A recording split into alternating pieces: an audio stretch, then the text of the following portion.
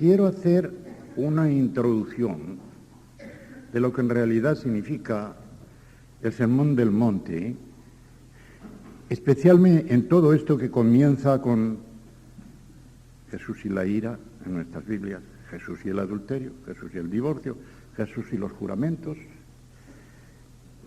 No es que esté añadiendo aquí algo a la ley, porque el Señor dice que Él no ha venido a abrogar, ni siquiera a añadir, sino a cumplir todas y cada una de las palabras de la ley, y es después cuando dice que ni una iota, que es la letra más pequeñita del alfabeto hebreo, no del griego, una especie de interrogación pequeñita, ni una tilde, que era como una espinita, que en las letras se ponía para distinguir unas de otras cuando se parecían mucho, por ejemplo una R de una D, solamente se distinguen en que la R tiene una espinita que hace así, hacia arriba, ya sabes que es R y que no es D. Este es el significado de lo que dice Jesucristo allí. Y de eso no ha de caer nada, ni esa pequeña espinita de una letra, hasta que no se cumpla todo. Pues bien, ¿qué es lo que diferencia, diríamos, de algún modo, la enseñanza del Sermón del Monte del Decálogo, conforme está en Éxodo 20 y luego en Deuteronomio 4 y 5? ¿En qué lo diferencia? Le oí hace muchísimos años a una misionera que, por cierto, había sido monja católica, se salió y hablaba como los ángeles. Aquella mujer estaba hablando 2 horas, no solamente dando testimonio, con una fluidez tan tremenda, y estaba todo el mundo con la boca abierta, irlandesa, y dijo la siguiente frase: miren ustedes, la ley recalca los frutos, el Sermón del Monte recalca las raíces. En otras palabras, los mandamientos en el Decálogo van diciendo no cometerás adulterio, no hurtarás, tal. Pero el Sermón del Monte va a la raíz, que es la disposición interior del hombre.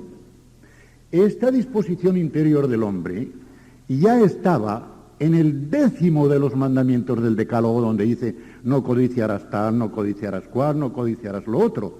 ¿Recuerdan ustedes que el apóstol en Romanos 7 dice que él no conocía el pecado hasta que no leyó no codiciarás, nombrando precisamente el 10º mandamiento? ¿Por qué? Porque todos los otros se referían a una observancia, diríamos, externa de la ley, pero en cambio el 10º es el que da lo que sale del corazón. Pues bien, esto no es más que una extensión del 10º mandamiento de la ley, acudiendo a la raíz del pecado y no solamente a los efectos exteriores del pecado. Está muy extendida la opinión en todos los centros. Yo no mato ni robo, soy una persona honrada. Pero resulta que el Señor dice, no es así, no es así. Lo que tú estás haciendo es una cosa exterior y estás faltando con el interior, que es desde donde sale todo lo malo. A ver cómo está el interior, y de ahí que, por ejemplo, hablando de la ira, dice, oísteis que fue dicho a los antiguos, no matarás, etc. Pero yo os digo, cualquiera que se enoja, en otras palabras, el que se enoja con su hermano es un homicida en potencia. Hermanos, ¿cuántos homicidios no se cometen en la sociedad por razones exteriores? Prestigio personal, parece muy mal en la sociedad, me coge la policía, me meterán tal. Pero por deseo, los mataría. ¿Cuántos matarían a un enemigo si no fuera por las consecuencias al exterior que tiene ese acto del asesinato? Pero el asesinato ha sido cometido en el corazón cuando tienes odio o aborreces a tu hermano o a tu semejante. Lo has matado con el deseo. Y verdaderamente, ¿cuántas veces dice, este tío me está estorbando, me lo querría quitar de en medio? Sí, lo querrías matar si pudieras, ¿verdad? Pero tiene tales consecuencias al exterior, sociales, tal. Esto es lo que dice el Señor. Esto es lo que dice el Señor. Y llegamos a esta porción en que del mandamiento de no cometer homicidio pasa a este otro. no cometerá adulterio, con esta consecuencia que viene después en 2 versículos sobre el divorcio. Y voy a leer, por lo tanto, en el capítulo 5 del Evangelio de Mateo, que es el primer capítulo del Sermón del Monte, los versículos 27 al 32 inclusive. Oísteis que fue dicho. Hay quien dice que esto de oísteis que fue dicho a lo tal, dice, así os lo dijeron, pero no estaban diciendo toda la verdad. No creo que haga falta ir tan lejos, porque en esto los rabinos y los que estaban encargados de las sinagogas decían la verdad, aunque no la cumplían. De ahí que el Señor Jesucristo en el capítulo 23 les dice, mirad, haced todo lo que os digan, pero no hagáis lo que ellos hacen. Cuando yo estaba en el ejército, me parece que fue un oficial de la misma batería donde yo estaba, el que me contó una cosa y era de curas también, y sin embargo yo no la sabía. Dice, mire, hay 3 proverbios que dicen, de los curas, haz lo que digan, pero no hagas lo que hacen. De los médicos, haz lo que hacen, pero no hagas caso de lo que digan. Y de los farmacéuticos no hagas caso ni de lo que digan ni de lo que hagan. Pues bien, aquí va a decirles, se os ha dicho, y lo han dicho bien, haced lo que os han dicho, pero cuidad, no sigáis su conducta porque su conducta es mala, y ellos no cumplen la ley, pero ocupan la cátedra de Moisés, como diciendo, tienen una autoridad legal, y la cátedra de Moisés quiere decir, están exponiendo la ley de Moisés, y si la exponen conforme a lo que dice la palabra de Dios, bien, viene una segunda cosa. Un predicador puede decir bien y obrar mal, pero también puede decir mal. Y si no predica la palabra de Dios, entonces por partida doble no se le puede seguir, ni lo que diga ni lo que haga, porque está diciendo lo malo, y si hace lo malo, que no tendrá más remedio que hacerlo. Si dice lo malo, no hay que seguirle en nada, será como a los farmacéuticos. Está haciendo unas píldoras que no te van a servir. Oísteis que fue dicho, no cometerás adulterio. Pero yo os digo que cualquiera que mira a una mujer para codiciarla,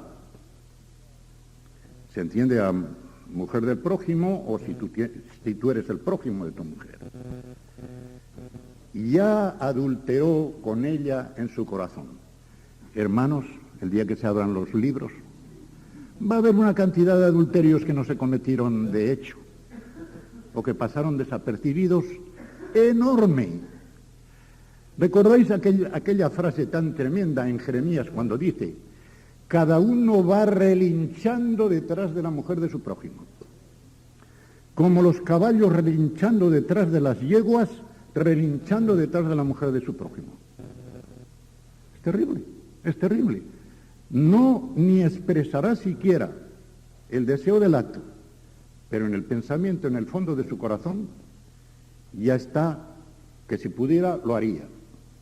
Esto va. Y ahora dice, ¿cómo se previene eso? Ya desde el interior.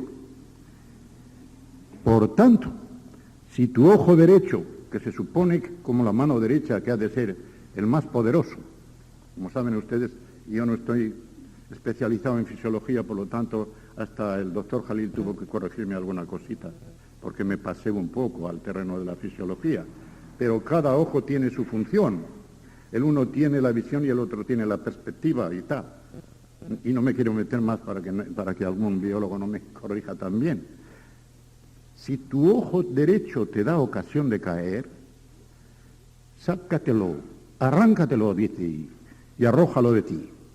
Mejor es que se pierda uno de tus miembros, que pierdas un ojo, y entres tuerto en el cielo, porque allí te darán otro ojo sano al resucitar, que el que todo tu cuerpo sea echado al infierno.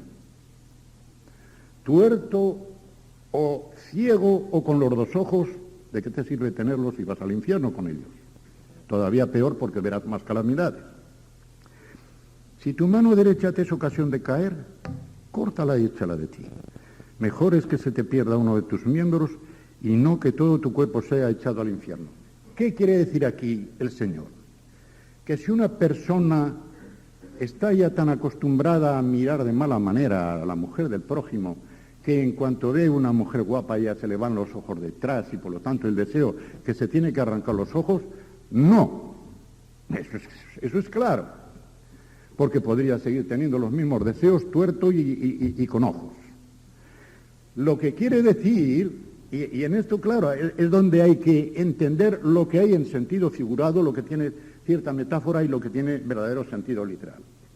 Para mí, creo que lo he dicho y espero que lo haya escrito incluso en el comentario, quiere decir, si alguien o algo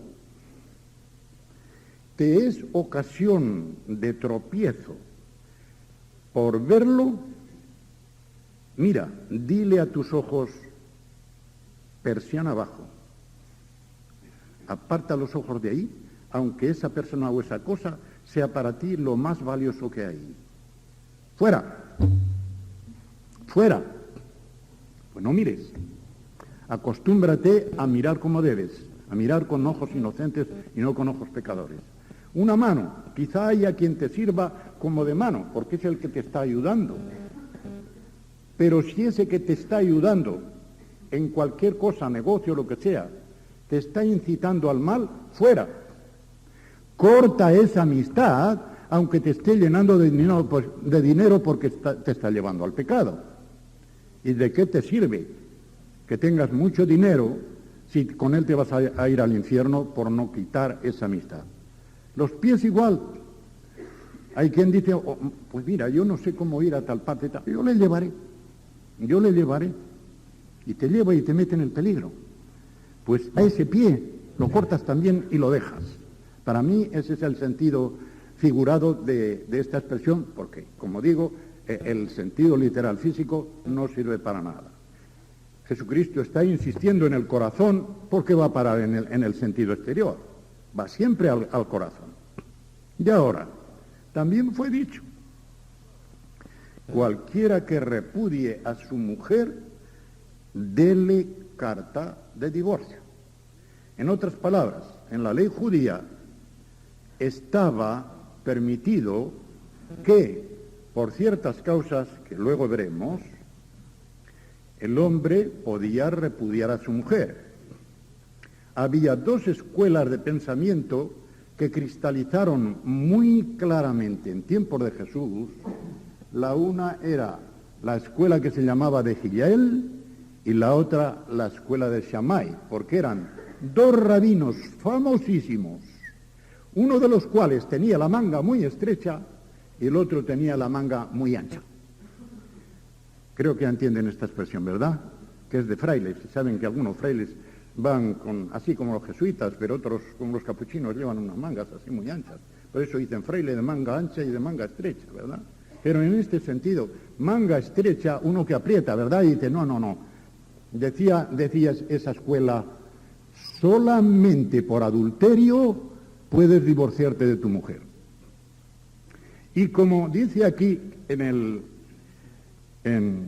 este versículo que vamos a ver, por causa de fornicación, y el griego dice, por palabra de inmoralidad sexual, por palabra, que está traduciendo el hebreo davar, que tenía un significado bastante más extenso que palabra que sale de aquí. Porque para decir el hablar, el hebreo tiene un verbo, pero para decir una palabra que lleva un mensaje, o una palabra que en sí ya es una realidad concreta, decían davar. Por eso los 10 mandamientos, los judíos no llaman los 10 mandamientos, les llaman las 10 palabras. Decálogo en griego, deca 10, logo palabra. Pues bien, las 10 palabras significa que son 10 mandamientos concretos. Así que el logo porneias es un mandamiento que tiene que ver con la inmoralidad sexual. Tenía que darle carta de divorcio porque, de lo contrario, este hombre no podía presentarse ni ante los tribunales y ni ante su pueblo para dar garantía de que allí se habían cumplido todas las condiciones para el divorcio. Pero en el momento en que le daba la carta de repudio, ya la mujer no podía hacer otra cosa sino mostrar el documento. Mira, esto es lo que ha hecho mi marido. ¿Por qué? Allí se las verían. La otra escuela decía que ese dabar significaba cualquier cosa fea, porque el original hebreo puede entenderse por una cosa fea.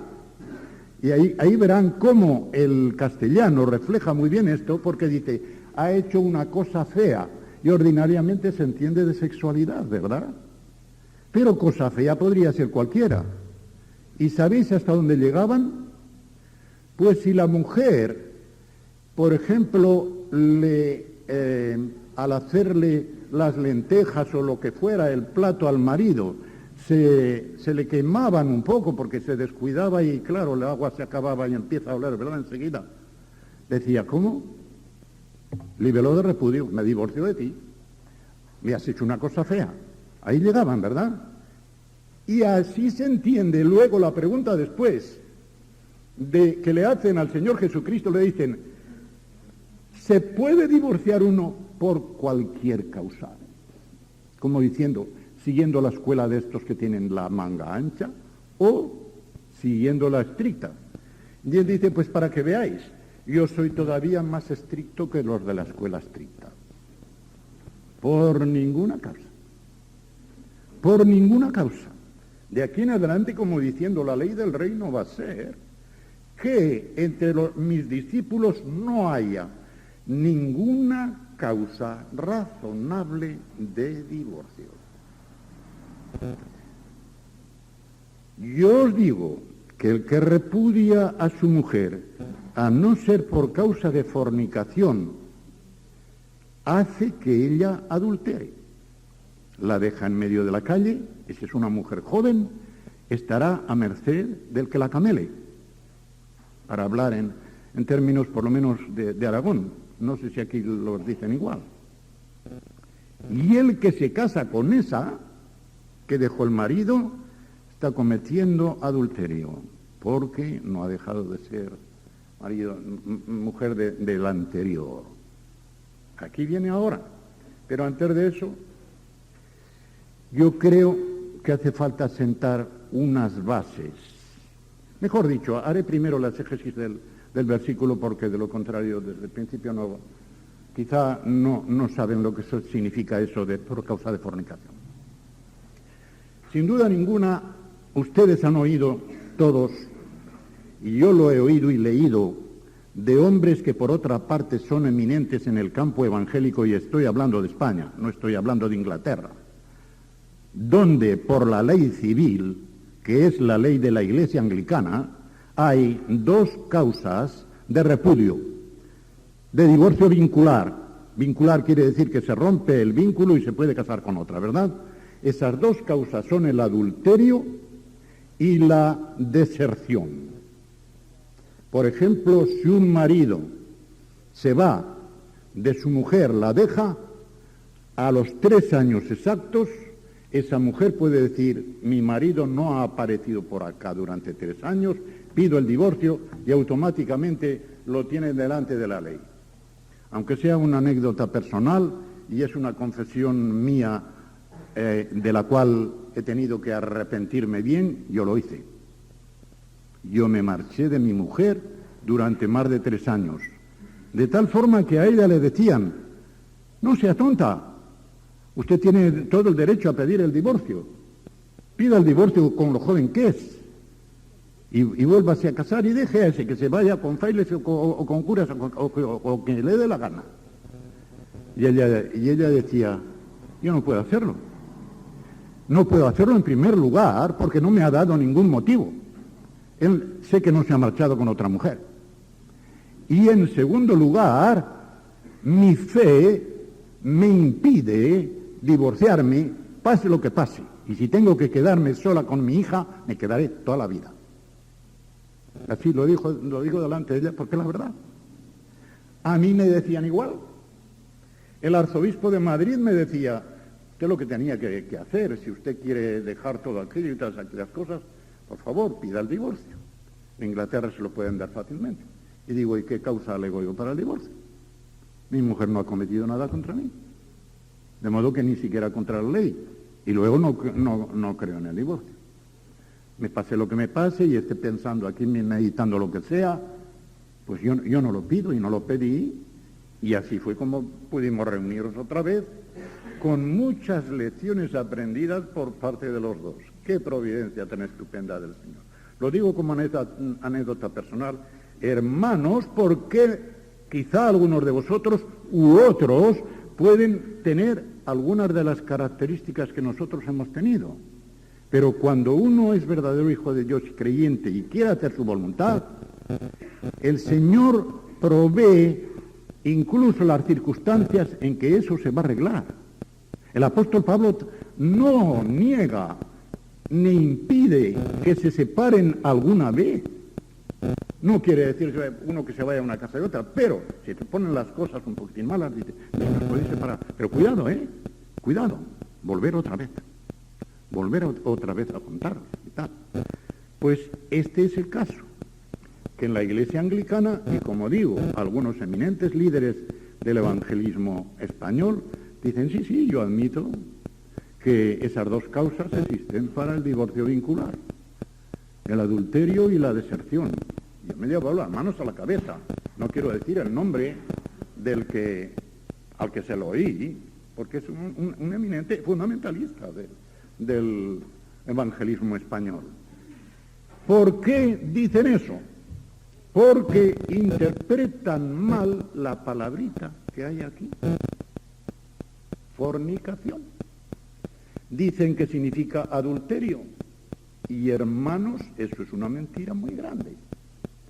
Muy pocos versículos anteriores, que está en el versículo 27, y tengo el original griego contra el cual no se puede apelar, homogeuseis, no adulterarás. De modo que la palabra griega siempre para adulterio es moigeia. Pero resulta que aquí no aparece moigeia. Dice porneia. Porneia. De porneia viene, por ejemplo, porné, prostituta. Porneia de suyo significa cualquier inmoralidad sexual partiendo de la ley. Y lo que los mismos autores católicos ya conceden, y gran parte de los evangélicos, y yo desde el primer momento lo vi, es que esta fornicación no significa otra cosa más que lo siguiente, hermanos, atiendan. Una unión en grado prohibido por la ley. Tienen el caso, y sale la misma palabra de porneia, en 1 Corintios 5, donde aquel individuo de la iglesia de Corinto se había unido con la mujer de su padre. No quiere decir que se había ido con su madrastra viviendo el padre, sino que se había muerto su padre, había quedado su madrastra, que seguramente era mucho más joven, la segunda mujer que había tenido, y se fue con ella. De acuerdo con la ley de Moisés, prohibido, grado prohibido. Y por eso les dice, y vosotros aguantáis eso en la iglesia. Y os llamáis espirituales y estáis aguantando de que alguien cometa así. A ese individuo hay que ponerlo fuera de comunión. Y con el poder del Espíritu Santo, yo y el Señor Jesucristo, yo estoy presente en espíritu, aunque ausente en cuerpo, os digo que a ese individuo tenéis que entregarlo a Satanás para perdición de la carne, para que su espíritu sea un día vivo delante del Señor. Entregarlo a Satanás quiere decir que se lo llevaban al diablo. No, no quiere decir eso. Creo que es importante entender también aquel versículo. ¿Quiere decir que lo entregó a la muerte? Tampoco. Perdición de la carne ahí significa sinceramente que en el momento en que se pone fuera de comunión a un creyente, como medicina para él y como medicina para el cuerpo de Cristo, donde ese creyente malo está corrompiendo el cuerpo bueno, que esa es la medida de lo que llamamos excomunión, se le coloca automáticamente en una esfera del mundo donde el que manda es el diablo. Donde el que manda es el diablo. Y se le hace para que vea lo que es estar en la atmósfera de donde salió por el nuevo nacimiento, para que si es verdadero creyente y no un falso profesante, encontrándose en una esfera que no era la suya, recapacite y como el hijo pródigo vuelva en sí. Recuerdo, me interesaba mucho cuando el doctor Jalil estaba diciendo del volver en sí, pero yo veo ahí todavía una cosa más bonita. Si volvió en sí es que había salido de sí, ¿verdad? Había salido de sí, es lo que se llama enajenación. Cuando una persona peca, si es creyente, deja de ser lo que era. Por eso cuando dice el Señor Jesucristo, niéguese a sí mismo, no quiere decir que niegue su personalidad, sino que niegue lo malo que tiene, el hombre viejo, y que afirme solo lo que tiene de hombre nuevo.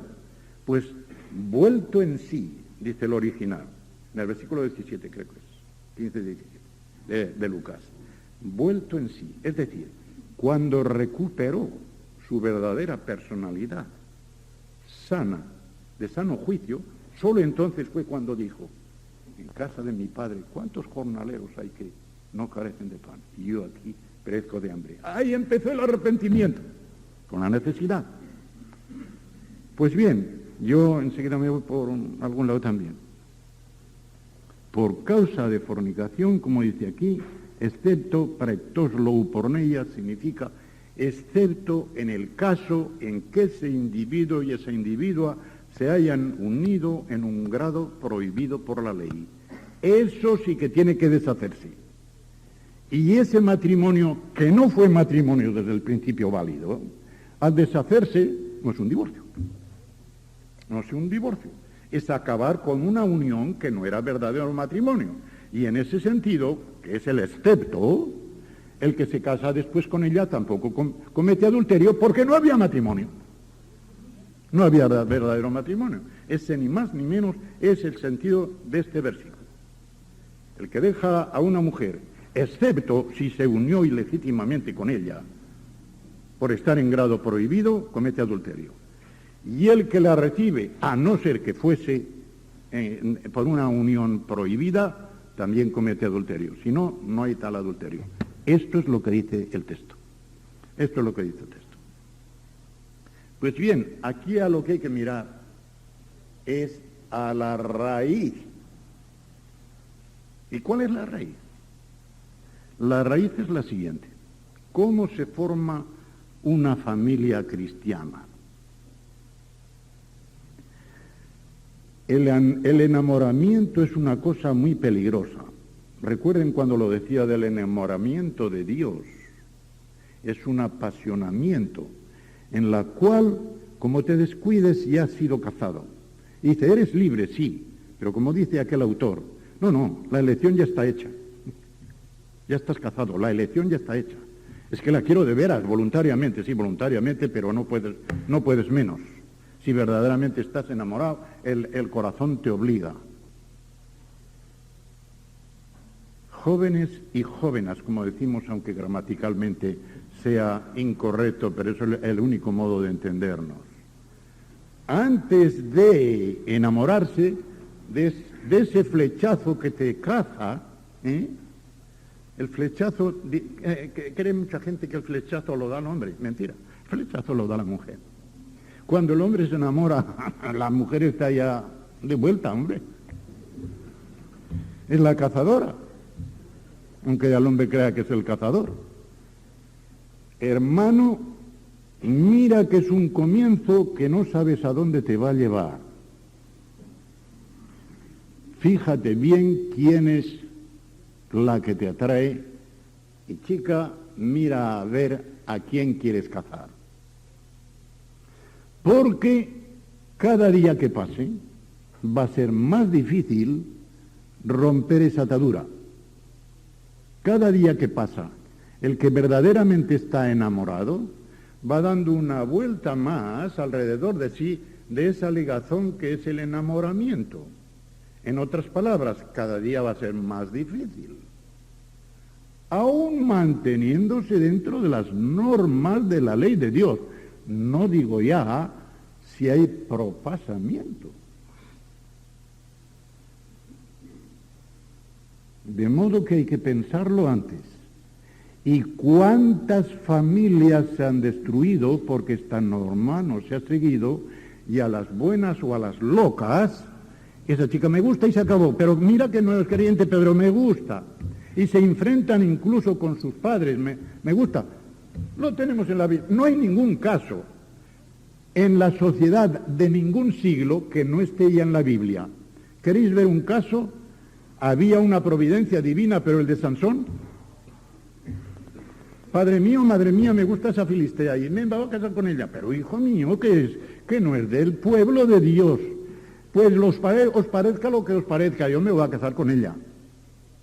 Qué tío más, ni que fuera aragonés, ¿verdad? Que me perdonen los aragoneses que hay aquí, porque yo también soy aragonés de cuerpo entero, aunque nacido por accidente en Cataluña. Por accidente quiero decir porque mi padre era guardia civil y le tocó pim, pam, pam, ir por un sitio a otro y allí me tocó nacer, en San Salón. Cuidado, cuidado.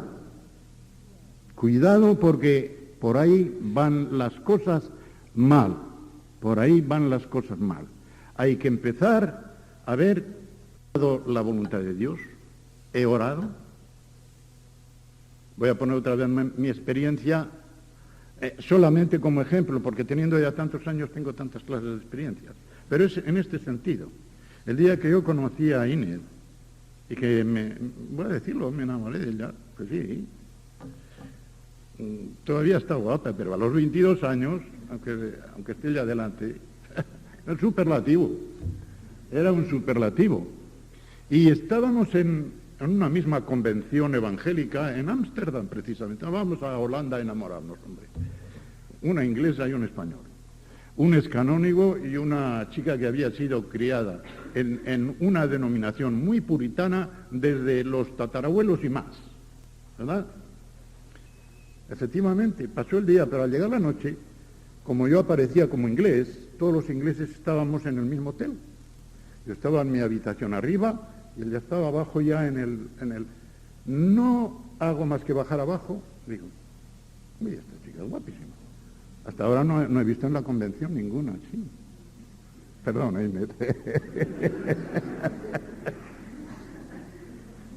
creo que le puede interesar, ¿verdad? Y le digo, oye, ¿tú de dónde eres? Qué manera de empezar, ¿verdad? Después le pregunté los años, pero ya...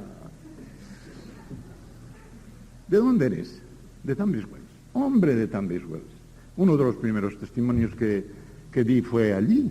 Tuvieron que interpretarme, el señor tal me interpretó, era en un jardín de tal familia. Y ya lo sé, estaba yo sirviendo el té. Sirviendo el té.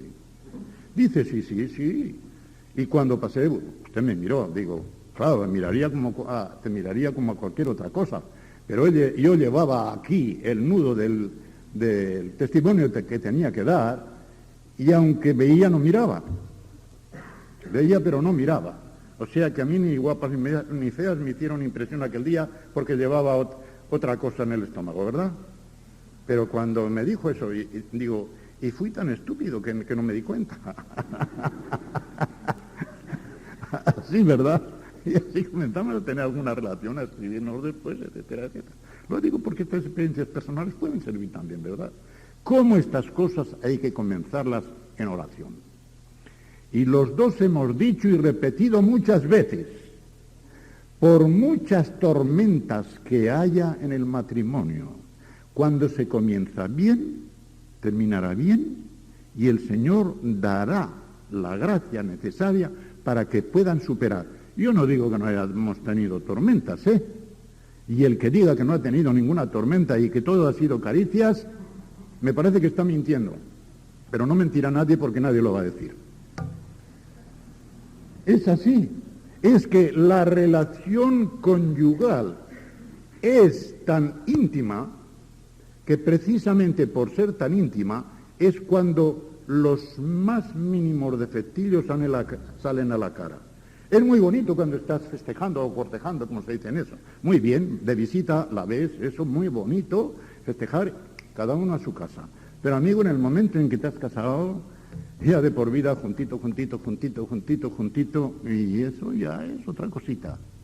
Porque aquello de que hoy yo no veía ningún defecto en ella, ahora comienza, oye, pues esto no me gusta de ella. Y a ella, pues esto no me gusta tampoco de él. Y con esto de que esto no me gusta y esto me deja de gustar, pues pueden alzarse esas pequeñas cositas hasta llegar alguna vez a mayores, como suele decirse. Y como ha dicho alguien muy bien, esas peleas que necesariamente tienen que producirse, ¿saben por qué? Un matrimonio que no pelea no se quiere. Es precisamente en esas agitaciones del mar cuando al venir la calma, el amor se refina. El amor se refina. Pero decía aquel señor, las heridas que se producen en estas pequeñas batallas matrimoniales no son malas si son heridas limpias, que no sean heridas sucias. ¿Qué significa heridas sucias? Cuando el marido y la mujer, uno o el otro o los dos juntos, comienzan a sacar todos los trapos sucios de la historia anterior. Y mira que me acuerdo que tú, y mira que me acuerdo que tú, se sacan los trapos sucios y las heridas se enconan, se hacen sucias. Pero si ha sido solamente esa batallita, no digo que lleguen a darse golpes porque eso ya es lo último, ¿verdad? Pero si no hay más que eso, la cosa seguirá y quizá mejor que antes. Mejor que antes de la misma manera que el aire se purifica después de una tormenta. Igual se puede purificar. A esto voy. Pero hay otra cosa. El matrimonio si va conforme a la ley de Dios, y ha de ir, si se ha formado según la voluntad de Dios, tendrá también, con la ley de Dios en la mano y con el poder del Espíritu en el corazón, la sabiduría necesaria para criar a los hijos. De padres que no sean creyentes espirituales de acuerdo con la voluntad de Dios, no pueden salir hijos que sean sumisos, que sean obedientes, etc. Naturalmente que no todo se arregla con decir mucha espiritualidad. Cuidado, yo no quito lo psicoterapéutico, yo no quito lo psiquiátrico, no, hay que también entenderlo. Y creo que toda familia, que todos padres deberían saber algunas nociones de psicología, por lo menos algunas nociones. Porque primeramente, mirad, cada hijo o hija son un individuo distinto. No se puede tienes 4 hijos y no puedes tratarlos a los 4 por el mismo rasero. Es decir, mira, tú vas a llevar la misma corbata y tú también, y tú también, y tú también. Lo pongo como un ejemplo. No se les puede tratar por el mismo rasero. ¿Por qué? Porque cada individuo humano es individuo frente a Dios, un ser personal que llegará a ser responsable por sí mismo y no por su hermano o su hermana o tal. De modo que hay que tener, además de la espiritualidad necesaria, la psicología necesaria también para tratar a cada uno de los hijos o de las hijas según su característica temperamental distinta. Y en esto hace falta un tacto y una sabiduría que hay que empezar por decirlo. Si se busca el don y el poder del Espíritu Santo, la gracia de Dios, y hacer su palabra, no os faltará, no puede faltar, porque de lo contrario Dios estaría negándose a sí mismo. Y Dios no puede negarse a dar esta gracia a un hijo suyo que cumple su voluntad. Si nosotros cumplimos en todo la voluntad de Dios, padres e hijos, Dios no se va a quedar atrás. Es infinitamente generoso más que todos. Y nos va a dar a padres y a hijos también la sabiduría y la obediencia, la sumisión, la autoridad verdaderamente llevada para que todo funcione como debe funcionar. Como sabéis, naturalmente, los padres pueden tener dos clases de actuación. Es muy difícil guardar el equilibrio parental en la familia sin inclinarse o a demasiado mimo o a demasiada asperidad. Puedo hablar un poco de esto porque la primera tesis doctoral que hice yo fue sobre el complejo de inferioridad. ¿Y cómo nace el complejo de inferioridad en un niño? Sencillamente por la forma que se le trata desde que tiene 1 año y medio hasta que tiene 3 años. Dicen los psicólogos que en esos meses críticos de tal forma se hace ya la orientación psicológica de ese niño o de esa niña para ver la vida en lo futuro, que es muy difícil quitárselo. Ese niño o esa niña desde los 18 meses hasta los 3 años se da cuenta, porque parece que los bebés no se dan cuenta, que si se dan cuenta, no ve que tienen el instinto sin llegar al uso de la razón, y lo que nos pasa a los mayores es que con la razón oscurecemos el instinto. Pero ellos por instinto, enseguida, fijaos bien en los niños por pequeños que sean, se dan cuenta de todos y cada uno de los que les rodean. Padre, madre, hermanos, hermanas, maestros en cuanto empiezan, y saben quién es el que le mima, saben quién es el que la arrea, y se van formando ya su círculo psicosomático interior, que resulta en que o será toda su vida un mimado y esperará que todos se lo hagan, o será un dictador y amigo, ni padre ni madre pararán en aquella casa porque el hijo se impondrá. Y hará lo que le dé la gana contra la voluntad de padre y madre y tal. Aunque sea un toque psicológico, creo que conviene saberlo, ¿no? A veces nos quejamos, es que no tienen, estos chicos son tan díscolos que tal, o se puede apelar a falta de espiritualidad. Hermanos, sí, lo primero es la espiritualidad. Nosotros no negamos que lo primero es lo espiritual, pero no olvidemos lo psicológico y demás, que tiene lo suyo dentro de la relación conyugal y dentro de la relación parental. Me queda un minuto, creo que me parece que he dicho bastante, pero piensen en estas cosas, piensen en estas cosas. Los que son tan jóvenes que todavía no han llegado a ese punto del flechazo y tal, que lo piensen ahora, y delante de Dios que piensen, esta chica me gusta, pero ¿es verdaderamente la que me conviene? ¿Has orado antes de eso que parece elegir? Y ella, voy a orar, no porque el chico tenga un cabello tan bonito, o unos ojos tan hermosos y tal, porque no voy a decir el refrán aragonés porque es un poquitín duro, aunque no es obsceno, ¿verdad? Las mujeres miran a la cara, no digo a dónde miran los hombres. Las mujeres miran a la cara, y claro, un chico guapo y con un pelo tal y con unos ojos, ¡ay, mamá, es que ese chico me encanta! Es tan guapísimo que no lo puedo remediar. No lo puedes remediar, cuidadito, ponlo primero en las manos de Dios. Que por muy rizado que tenga el pelo y muy bonitos que tengan los ojos, a ver cómo tiene el corazón, hija mía. Que como no lo tenga, según Dios, no te va a valer. No solo porque la guapura se va después, sino que si después de una fachada guapa se esconde ahí un tío que te va a arrear, ¿de qué te sirve el haberte enamorado de un chico guapo?